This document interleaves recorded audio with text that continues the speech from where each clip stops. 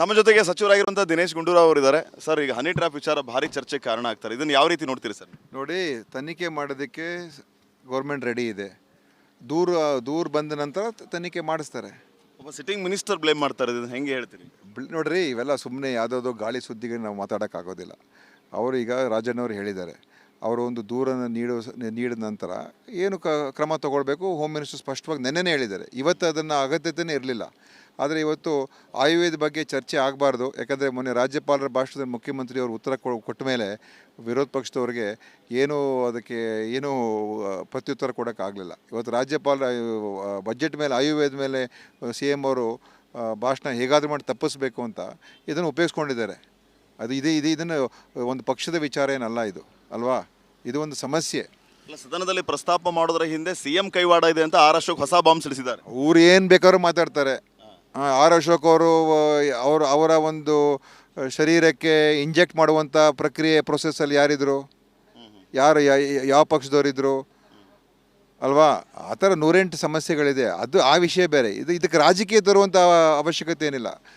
ರಾಜಣ್ಣವ್ರು ಹೇಳಿರುವಂಥ ವಿಷಯ ಗಂಭೀರ ವಿಷಯ. ಅದ್ರ ಬಗ್ಗೆ ಕ್ರಮ ಆಗಬೇಕು.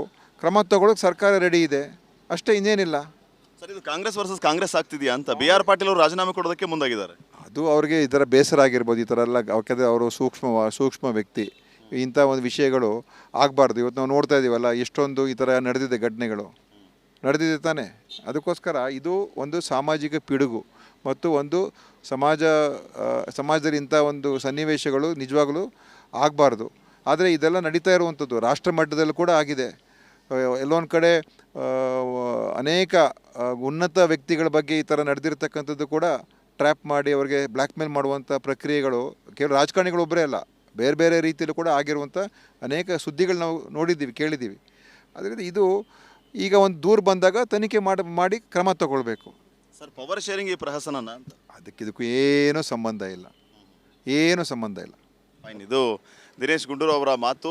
ಸುಮ್ಮನೆ ಉದ್ದೇಶಪೂರ್ವಕವಾಗಿ BJPಯವರು ಈ ರೀತಿಯ ಆಟಗಳನ್ನು ಆಡ್ತಾ ಇದ್ದಾರೆ. ಇದು ಬ್ಲೇಮ್ ಗೇಮ್ ಅಷ್ಟೇ ಹೊರತಾಗಿ ಇದು ಏನೂ ಅಲ್ಲ. ಬಟ್ ರಾಜಣ್ಣ ಅವರು ಹೇಳಿದಂತಹದ್ದು ಗಂಭೀರವಾದಂತಹ ವಿಚಾರ. ಈ ಬಗ್ಗೆ ಖಂಡಿತವಾಗಿಯೂ ಕ್ರಮ ಕೈಗೊಳ್ಳುವಂತಹ ಕೆಲಸ ಸರ್ಕಾರ ಮಾಡುತ್ತೆ ಅನ್ನೋಂಥ ಮಾತನ್ನು ಆರೋಗ್ಯ ಸಚಿವರು ಹೇಳ್ತಾ ಇದ್ದಾರೆ. ಕ್ಯಾಮ್ರಾ ಪರ್ಸನ್ ಶಿವಶಂಕರ್ ಜೊತೆಗೆ ಶ್ರೀಪಾದ್ ಪಾಟೀಲ್, ರಿಪಬ್ಲಿಕ್ ಕನ್ನಡ, ಬೆಂಗಳೂರು. ನಮ್ಮ ಜೊತೆಗೆ ಸಚಿವರಾಗಿರುವಂಥ ದಿನೇಶ್ ಗುಂಡೂರಾವ್ ಅವರಿದ್ದಾರೆ. ಸರ್, ಈಗ ಹನಿ ಟ್ರ್ಯಾಪ್ ವಿಚಾರ ಭಾರಿ ಚರ್ಚೆಗೆ ಕಾರಣ ಆಗ್ತಾರೆ. ಇದನ್ನು ಯಾವ ರೀತಿ ನೋಡ್ತೀರಿ ಸರ್? ನೋಡಿ, ತನಿಖೆ ಮಾಡೋದಕ್ಕೆ ಗೌರ್ಮೆಂಟ್ ರೆಡಿ ಇದೆ. ದೂರ ಬಂದ ನಂತರ ತನಿಖೆ ಮಾಡಿಸ್ತಾರೆ. ಒಬ್ಬ ಸಿಟ್ಟಿಂಗ್ ಮಿನಿಸ್ಟರ್ ಬ್ಲೇಮ್ ಮಾಡ್ತಾರೆ, ಇದನ್ನು ಹೆಂಗೆ ಹೇಳ್ತೀರಿ? ನೋಡ್ರಿ, ಇವೆಲ್ಲ ಸುಮ್ಮನೆ ಯಾವುದಾದ್ರು ಗಾಳಿ ಸುದ್ದಿಗೆ ನಾವು ಮಾತಾಡೋಕ್ಕಾಗೋದಿಲ್ಲ. ಅವರು ಈಗ ರಾಜಣ್ಣವ್ರು ಹೇಳಿದ್ದಾರೆ, ಅವರು ಒಂದು ದೂರನ್ನು ನೀಡಿದ ನಂತರ ಏನು ಕ್ರಮ ತಗೊಳ್ಬೇಕು ಹೋಮ್ ಮಿನಿಸ್ಟರ್ ಸ್ಪಷ್ಟವಾಗಿ ನೆನ್ನೆನೇ ಹೇಳಿದ್ದಾರೆ. ಇವತ್ತು ಅದನ್ನು ಅಗತ್ಯತೆಯೇ ಇರಲಿಲ್ಲ.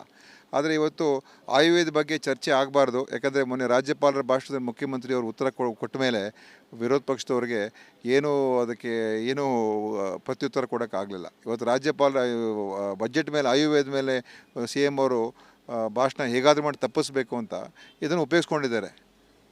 ಇದನ್ನು ಒಂದು ಪಕ್ಷದ ವಿಚಾರ ಏನಲ್ಲ ಇದು, ಅಲ್ವಾ? ಇದು ಒಂದು ಸಮಸ್ಯೆ. ಸದನದಲ್ಲಿ ಪ್ರಸ್ತಾಪ ಮಾಡೋದ್ರ ಹಿಂದೆ CM ಕೈವಾಡ ಇದೆ ಅಂತ ಅಶೋಕ್ ಹೊಸ ಬಾಂಬ್ ಸಿಡಿಸಿದ್ದಾರೆ. ಅವ್ರು ಏನು ಬೇಕಾದ್ರೂ ಮಾತಾಡ್ತಾರೆ. ಅಶೋಕ್ ಅವರು ಅವರ ಒಂದು ಶರೀರಕ್ಕೆ ಇಂಜೆಕ್ಟ್ ಮಾಡುವಂಥ ಪ್ರೊಸೆಸ್ಸಲ್ಲಿ ಯಾರಿದ್ರು, ಯಾವ ಪಕ್ಷದವರಿದ್ದರು, ಅಲ್ವಾ? ಆ ಥರ 108 ಸಮಸ್ಯೆಗಳಿದೆ. ಆ ವಿಷಯ ಬೇರೆ. ಇದಕ್ಕೆ ರಾಜಕೀಯ ತರುವಂಥ ಅವಶ್ಯಕತೆ ಏನಿಲ್ಲ. ರಾಜಣ್ಣವ್ರು ಹೇಳಿರುವಂಥ ವಿಷಯ ಗಂಭೀರ ವಿಷಯ. ಅದ್ರ ಬಗ್ಗೆ ಕ್ರಮ ಆಗಬೇಕು. ಕ್ರಮ ತಗೊಳ್ಳೋಕೆ ಸರ್ಕಾರ ರೆಡಿ ಇದೆ, ಅಷ್ಟೇ, ಇನ್ನೇನಿಲ್ಲ. ಸರ್, ಇದು ಕಾಂಗ್ರೆಸ್ ವರ್ಸಸ್ ಕಾಂಗ್ರೆಸ್ ಆಗ್ತಿದೆಯಾ ಅಂತ BR ಪಾಟೀಲ್ ಅವರು ರಾಜೀನಾಮೆ ಕೊಡೋದಕ್ಕೆ ಮುಂದಾಗಿದ್ದಾರೆ. ಅದು ಅವ್ರಿಗೆ ಈ ಥರ ಬೇಸರ ಆಗಿರ್ಬೋದು. ಈ ಥರ ಎಲ್ಲ ಯಾಕೆಂದರೆ ಅವರು ಸೂಕ್ಷ್ಮ ವ್ಯಕ್ತಿ. ಇಂಥ ಒಂದು ವಿಷಯಗಳು ಆಗಬಾರ್ದು. ಇವತ್ತು ನಾವು ನೋಡ್ತಾ ಇದ್ದೀವಲ್ಲ, ಎಷ್ಟೊಂದು ಈ ಥರ ನಡೆದಿದೆ, ಘಟನೆಗಳು ನಡೆದಿದೆ ತಾನೇ. ಅದಕ್ಕೋಸ್ಕರ ಇದು ಒಂದು ಸಾಮಾಜಿಕ ಪಿಡುಗು ಮತ್ತು ಒಂದು ಸಮಾಜದಲ್ಲಿ ಇಂಥ ಒಂದು ಸನ್ನಿವೇಶಗಳು ನಿಜವಾಗಲೂ ಆಗಬಾರ್ದು. ಆದರೆ ಇದೆಲ್ಲ ನಡೀತಾ ಇರುವಂಥದ್ದು ರಾಷ್ಟ್ರ ಮಟ್ಟದಲ್ಲಿ ಕೂಡ ಆಗಿದೆ. ಎಲ್ಲೊಂದು ಕಡೆ ಅನೇಕ ಉನ್ನತ ವ್ಯಕ್ತಿಗಳ ಬಗ್ಗೆ ಈ ಥರ ನಡೆದಿರ್ತಕ್ಕಂಥದ್ದು ಕೂಡ ಟ್ರ್ಯಾಪ್ ಮಾಡಿ ಅವ್ರಿಗೆ ಬ್ಲ್ಯಾಕ್ ಮೇಲ್ ಮಾಡುವಂಥ ಪ್ರಕ್ರಿಯೆಗಳು ಕೇವಲ ರಾಜಕಾರಣಿಗಳೊಬ್ಬರೇ ಅಲ್ಲ, ಬೇರೆ ಬೇರೆ ರೀತಿಯಲ್ಲೂ ಕೂಡ ಆಗಿರುವಂಥ ಅನೇಕ ಸುದ್ದಿಗಳು ನಾವು ನೋಡಿದ್ದೀವಿ, ಕೇಳಿದ್ದೀವಿ. ಅದರಿಂದ ಇದು ಈಗ ಒಂದು ದೂರ ಬಂದಾಗ ತನಿಖೆ ಮಾಡಿ ಕ್ರಮ ತಗೊಳ್ಬೇಕು. ಸರ್, ಪವರ್ ಶೇರಿಂಗ್ ಈ ಪ್ರಹಸನ ಅಂತ ಇದಕ್ಕೂ ಏನೂ ಸಂಬಂಧ ಇಲ್ಲ. ಫೈನ್. ಇದು ದಿನೇಶ್ ಗುಂಡೂರಾವ್ ಅವರ ಮಾತು ಸುಮ್ಮನೆ ಸುಮ್ಮನೆ ಉದ್ದೇಶಪೂರ್ವಕವಾಗಿ ಬಿಜೆಪಿಯವರು ಈ ರೀತಿಯ ಆಟಗಳನ್ನು ಆಡ್ತಾ ಇದ್ದಾರೆ. ಇದು ಬ್ಲೇಮ್ ಗೇಮ್ ಅಷ್ಟೇ ಹೊರತಾಗಿ ಇದು ಏನೂ ಅಲ್ಲ. ಬಟ್ ರಾಜಣ್ಣ ಅವರು ಹೇಳಿದಂತಹದ್ದು ಗಂಭೀರವಾದಂತಹ ವಿಚಾರ. ಈ ಬಗ್ಗೆ ಖಂಡಿತವಾಗಿಯೂ ಕ್ರಮ ಕೈಗೊಳ್ಳುವಂತಹ ಕೆಲಸ ಸರ್ಕಾರ ಮಾಡುತ್ತೆ ಅನ್ನೋಂಥ ಮಾತನ್ನು ಆರೋಗ್ಯ ಸಚಿವರು ಹೇಳ್ತಾ ಇದ್ದಾರೆ. ಕ್ಯಾಮ್ರಾ ಪರ್ಸನ್ ಶಿವಶಂಕರ್ ಜೊತೆ ಶ್ರೀಪಾದ್ ಪಾಟೀಲ್, ರಿಪಬ್ಲಿಕ್ ಕನ್ನಡ, ಬೆಂಗಳೂರು. ನಮ್ಮ ಜೊತೆಗೆ ಸಚಿವರಾಗಿರುವಂಥ ದಿನೇಶ್ ಗುಂಡೂರಾವ್ ಅವರಿದ್ದಾರೆ. ಸರ್, ಈಗ ಹನಿ ಟ್ರ್ಯಾಪ್ ವಿಚಾರ ಭಾರಿ ಚರ್ಚೆಗೆ ಕಾರಣ ಆಗ್ತಾರೆ. ಇದನ್ನು ಯಾವ ರೀತಿ ನೋಡ್ತೀರಿ ಸರ್? ನೋಡಿ, ತನಿಖೆ ಮಾಡೋದಕ್ಕೆ ಗೌರ್ಮೆಂಟ್ ರೆಡಿ ಇದೆ. ದೂರ ಬಂದ ನಂತರ ತನಿಖೆ ಮಾಡಿಸ್ತಾರೆ. ಒಬ್ಬ ಸಿಟ್ಟಿಂಗ್ ಮಿನಿಸ್ಟರ್ ಬ್ಲೇಮ್ ಮಾಡ್ತಾರೆ, ಇದನ್ನು ಹೆಂಗೆ ಹೇಳ್ತೀರಿ? ನೋಡ್ರಿ, ಇವೆಲ್ಲ ಸುಮ್ಮನೆ ಯಾವುದಾದ್ರು ಗಾಳಿ ಸುದ್ದಿಗೆ ನಾವು ಮಾತಾಡೋಕ್ಕಾಗೋದಿಲ್ಲ. ಅವರು ಈಗ ರಾಜಣ್ಣವ್ರು ಹೇಳಿದ್ದಾರೆ, ಅವರು ಒಂದು ದೂರನ್ನು ನೀಡಿದ ನಂತರ ಏನು ಕ್ರಮ ತಗೊಳ್ಬೇಕು ಹೋಮ್ ಮಿನಿಸ್ಟರ್ ಸ್ಪಷ್ಟವಾಗಿ ನೆನ್ನೆನೇ ಹೇಳಿದ್ದಾರೆ. ಇವತ್ತು ಅದನ್ನು ಅಗತ್ಯತೆಯೇ ಇರಲಿಲ್ಲ. ಆದರೆ ಇವತ್ತು ಆಯುರ್ವೇದ ಬಗ್ಗೆ ಚರ್ಚೆ ಆಗಬಾರ್ದು. ಯಾಕಂದರೆ ಮೊನ್ನೆ ರಾಜ್ಯಪಾಲರ ಭಾಷಣದಲ್ಲಿ ಮುಖ್ಯಮಂತ್ರಿಯವರು ಉತ್ತರ ಕೊಟ್ಟ ಮೇಲೆ ವಿರೋಧ ಪಕ್ಷದವ್ರಿಗೆ ಅದಕ್ಕೆ ಏನೂ ಪ್ರತ್ಯುತ್ತರ ಕೊಡೋಕ್ಕಾಗಲಿಲ್ಲ. ಇವತ್ತು ರಾಜ್ಯಪಾಲರ ಬಜೆಟ್ ಮೇಲೆ ಆಯುರ್ವೇದ ಮೇಲೆ ಸಿ ಎಮ್ ಅವರು ಭಾಷಣ ಹೇಗಾದರೂ ಮಾಡಿ ತಪ್ಪಿಸ್ಬೇಕು ಅಂತ ಇದನ್ನು ಉಪಯೋಗಿಸ್ಕೊಂಡಿದ್ದಾರೆ. ಇದನ್ನು ಒಂದು ಪಕ್ಷದ ವಿಚಾರ ಏನಲ್ಲ ಇದು, ಅಲ್ವಾ? ಇದು ಒಂದು ಸಮಸ್ಯೆ. ಅಲ್ಲ, ಸದನದಲ್ಲಿ ಪ್ರಸ್ತಾಪ ಮಾಡೋದ್ರ ಹಿಂದೆ ಸಿಎಂ ಕೈವಾಡ ಇದೆ ಅಂತ ಆರ್ ಅಶೋಕ್ ಹೊಸ ಬಾಂಬ್ ಸಿಡಿಸಿದ್ದಾರೆ. ಅವ್ರು ಏನು ಬೇಕಾದ್ರೂ ಮಾತಾಡ್ತಾರೆ. ಆರ್ ಅಶೋಕ್ ಅವರು ಅವರ ಒಂದು ಶರೀರಕ್ಕೆ ಇಂಜೆಕ್ಟ್ ಮಾಡುವಂಥ ಪ್ರೊಸೆಸ್ಸಲ್ಲಿ ಯಾರಿದ್ರು, ಯಾವ ಪಕ್ಷದವರಿದ್ದರು, ಅಲ್ವಾ? ಆ ಥರ 108 ಸಮಸ್ಯೆಗಳಿದೆ. ಆ ವಿಷಯ ಬೇರೆ. ಇದಕ್ಕೆ ರಾಜಕೀಯ ತರುವಂಥ ಅವಶ್ಯಕತೆ ಏನಿಲ್ಲ. ರಾಜಣ್ಣವ್ರು ಹೇಳಿರುವಂಥ ವಿಷಯ ಗಂಭೀರ ವಿಷಯ. ಅದ್ರ ಬಗ್ಗೆ ಕ್ರಮ ಆಗಬೇಕು. ಕ್ರಮ ತಗೊಳ್ಳೋಕೆ ಸರ್ಕಾರ ರೆಡಿ ಇದೆ, ಅಷ್ಟೇ, ಇನ್ನೇನಿಲ್ಲ. ಸರ್, ಇದು ಕಾಂಗ್ರೆಸ್ ವರ್ಸಸ್ ಕಾಂಗ್ರೆಸ್ ಆಗ್ತಿದೆಯಾ ಅಂತ ಬಿ ಆರ್ ಪಾಟೀಲ್ ಅವರು ರಾಜೀನಾಮೆ ಕೊಡೋದಕ್ಕೆ ಮುಂದಾಗಿದ್ದಾರೆ. ಅದು ಅವ್ರಿಗೆ ಈ ಥರ ಬೇಸರ ಆಗಿರ್ಬೋದು. ಈ ಥರ ಎಲ್ಲ, ಯಾಕಂದರೆ ಅವರು ಸೂಕ್ಷ್ಮ ವ್ಯಕ್ತಿ. ಇಂಥ ಒಂದು ವಿಷಯಗಳು ಆಗಬಾರ್ದು. ಇವತ್ತು ನಾವು ನೋಡ್ತಾ ಇದ್ದೀವಲ್ಲ, ಎಷ್ಟೊಂದು ಈ ಥರ ನಡೆದಿದೆ, ಘಟನೆಗಳು ನಡೆದಿದೆ ತಾನೇ. ಅದಕ್ಕೋಸ್ಕರ ಇದು ಒಂದು ಸಾಮಾಜಿಕ ಪಿಡುಗು ಮತ್ತು ಒಂದು ಸಮಾಜದಲ್ಲಿ ಇಂಥ ಒಂದು ಸನ್ನಿವೇಶಗಳು ನಿಜವಾಗಲೂ ಆಗಬಾರ್ದು. ಆದರೆ ಇದೆಲ್ಲ ನಡೀತಾ ಇರುವಂಥದ್ದು ರಾಷ್ಟ್ರ ಮಟ್ಟದಲ್ಲೂ ಕೂಡ ಆಗಿದೆ. ಎಲ್ಲೊಂದು ಕಡೆ ಅನೇಕ ಉನ್ನತ ವ್ಯಕ್ತಿಗಳ ಬಗ್ಗೆ ಈ ಥರ ನಡೆದಿರ್ತಕ್ಕಂಥದ್ದು ಕೂಡ ಟ್ರ್ಯಾಪ್ ಮಾಡಿ ಅವರಿಗೆ ಬ್ಲ್ಯಾಕ್ ಮೇಲ್ ಮಾಡುವಂಥ ಪ್ರಕ್ರಿಯೆಗಳು ಕೇವಲ ರಾಜಕಾರಣಿಗಳೊಬ್ಬರೇ ಅಲ್ಲ, ಬೇರೆ ಬೇರೆ ರೀತಿಯಲ್ಲೂ ಕೂಡ ಆಗಿರುವಂಥ ಅನೇಕ ಸುದ್ದಿಗಳು ನಾವು ನೋಡಿದ್ದೀವಿ, ಕೇಳಿದ್ದೀವಿ. ಅದರಿಂದ ಇದು ಈಗ ಒಂದು ದೂರ ಬಂದಾಗ ತನಿಖೆ ಮಾಡಿ ಕ್ರಮ ತಗೊಳ್ಬೇಕು. ಸರ್, ಪವರ್ ಶೇರಿಂಗ್ ಈ ಪ್ರಹಸನ ಅಂತ ಇದಕ್ಕೂ ಏನೂ ಸಂಬಂಧ ಇಲ್ಲ. ಫೈನ್. ಇದು ದಿನೇಶ್ ಗುಂಡೂರಾವ್ ಅವರ ಮಾತು.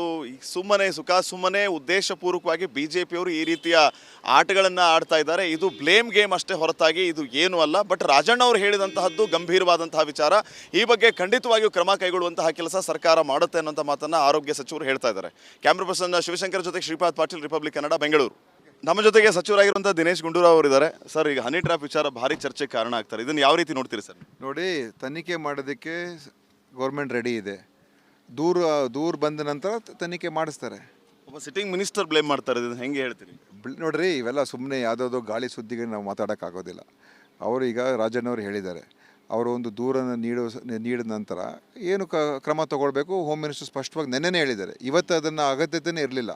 ಆದರೆ ಇವತ್ತು ಆಯುರ್ವೇದ ಬಗ್ಗೆ ಚರ್ಚೆ ಆಗಬಾರ್ದು. ಯಾಕಂದರೆ ಮೊನ್ನೆ ರಾಜ್ಯಪಾಲರ ಭಾಷಣದಲ್ಲಿ ಮುಖ್ಯಮಂತ್ರಿಯವರು ಉತ್ತರ ಕೊಟ್ಟ ಮೇಲೆ ವಿರೋಧ ಪಕ್ಷದವ್ರಿಗೆ ಅದಕ್ಕೆ ಏನೂ ಪ್ರತ್ಯುತ್ತರ ಕೊಡೋಕ್ಕಾಗಲಿಲ್ಲ. ಇವತ್ತು ರಾಜ್ಯಪಾಲರ ಬಜೆಟ್ ಮೇಲೆ ಆಯುರ್ವೇದ ಮೇಲೆ ಸಿ ಎಮ್ ಅವರು ಭಾಷಣ ಹೇಗಾದರೂ ಮಾಡಿ ತಪ್ಪಿಸ್ಬೇಕು ಅಂತ ಇದನ್ನು ಉಪಯೋಗಿಸ್ಕೊಂಡಿದ್ದಾರೆ.